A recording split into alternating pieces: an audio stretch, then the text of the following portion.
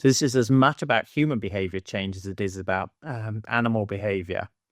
And one of the things about change is often people think of change as an event. You do this, and actually, rarely in life do you do the sort of dramatic change, in a single shot. It's usually a much more drawn out process.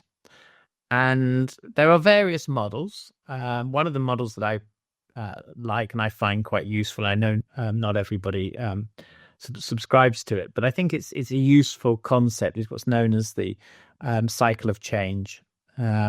Actually developed by a guy called Jim Prochaska, who worked a lot actually in smoking addictions. And I did actually get a chance to meet him once at a conference. But broadly speaking, that cycle is divided into 6 stages. And people need different forms of support at different stages. And this is why I think it's important to do that initial assessment. Before anybody's even sort of, you have a state called pre-contemplation. And what that means is the person doesn't even realize they've got to change their behavior.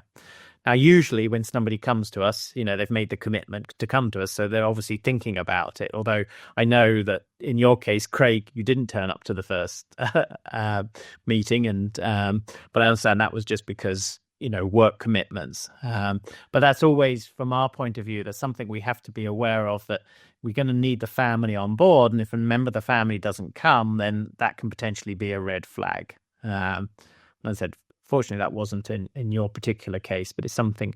But I think it's also important that we don't just prejudge people as well. We don't you came to us and thought Craig wasn't there and thought, well, Craig's going to be, a thorn in the side trying to sort all this out. You've been just as an important part of sorting it as Becky has as well. So the next stage is what we call contemplation. And this is when a client feels that they need to, they recognize there is a problem, but they're really being held back by a lot of doubt on those sorts of things. And then the next stage is preparation. And during this phase, clients are sort of starting to try things, but they've not necessarily got the skills to see things through. And I think this is very much where you were at this point. Although you were doing lots of things, and the next stage is actually called the action phase. Unfortunately, for whatever reason, the groundwork hadn't been put in place. And so it was, a classic situation there when you've got a client who's trying to move forward, but hasn't necessarily been developed by the clinician, is they get very frustrated. They think they're trying to do everything they can, but they're not actually succeeding. So it's really important. And I think this is it is a really important point to get across, because often action is what clients want when they come through our door. They want to know, how do I solve this problem? How do I manage my dog when he reacts to other dogs? How do I manage my dog? And I remember, we had some of those conversations when you first came to see us. And I said, let's just take our time. Let's look at what's going on and lay the groundwork. And you bought into that.